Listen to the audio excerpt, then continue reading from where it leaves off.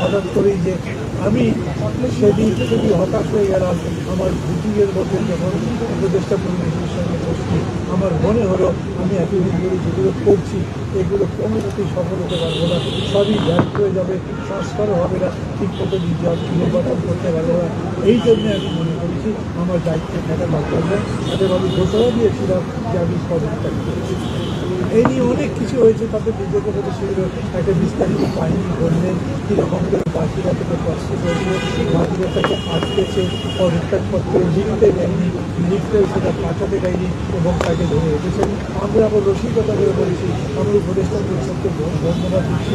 আমরা এখন চাই না, আমরা মানে আমরা যারা বসছি তারা সমগ্র জাতি চায় না যে এখন এইভাবে ডক্টর ইউনিট ক্ষমতার জায়গা থেকে বিদায় নিয়ে তাহলে আমাদের মধ্যে সম্পর্কটা বেশি আছে।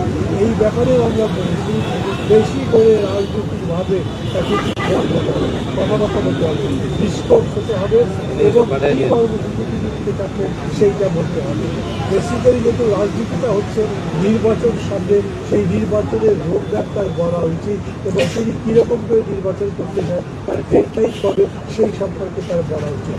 উনি খুব স্পষ্ট করে বলেছেন, প্রথম বলেছেন যে কম যদি সংস্কার হয়, আমি তো বলেছি তাই ডিসেম্বর, আর যদি বেশি সংস্কার হয় তাহলে জুন।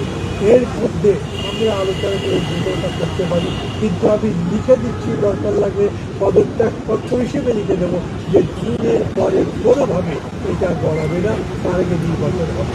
যারা যারা সন্দেহ করে যে না আমি বোধহয় কোনো মন্তব্য ক্ষমতা আরও কুক্ষিগত করতে চাই, দীর্ঘস্থায়ী করতে চাই, তাদেরকেও দরকার লাগবে আমি প্রভিজনারি রোডের মধ্যে করে দিয়ে বলবো যে আমি কোনোভাবেই আমার ক্ষমতা এক্সটেন্ড করতে চাই না, এই অন্তর্বর্তী সরকার ক্ষমতা আর বেশি বাড়াতে চাই না, সামনে বড় একটা নির্বাচন দিয়ে বড় একটা নির্মাণের দিকে যা করা দরকার সেইটা আসতে।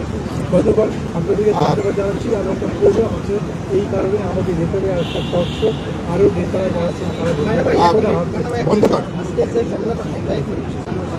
আজকে যে আয়োজনটা মূলত নির্বাচন, আপনি বলছেন যে প্রধান উপদেষ্টা বলছে যদি অল্প সংস্কার চায় তাহলে ডিসেম্বর নির্বাচন, বেশি হলে আগামী বছরের জন্য।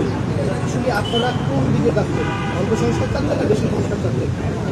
আপনারা কি দাবি করেছেন আপনাদের পক্ষ? আমাদের কাছে অল্প বেশি সংস্কার দেখেছেন, আমরা একটা ফেয়ার ইলেকশন চাই, তার জন্য যেটুকু পারপাসটা শুরু করছি। আচ্ছা আমরা একটু বলি, আচ্ছা আমরা কি দাঁড়িয়ে বললে সুবিধা হয়? দাঁড়িয়ে বললে সুবিধা হয়? আচ্ছা বসেই বলেন ভাই, হ্যাঁ বসেই বলেন, বসে বলুন। সবাই বসা ছিল। বন্ধুরা, আমরা মাননীয় প্রধান উপদেষ্টা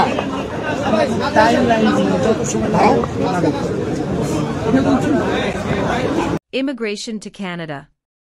We provide the best quality service and solution for Canada immigration. Please visit our website and contact for details.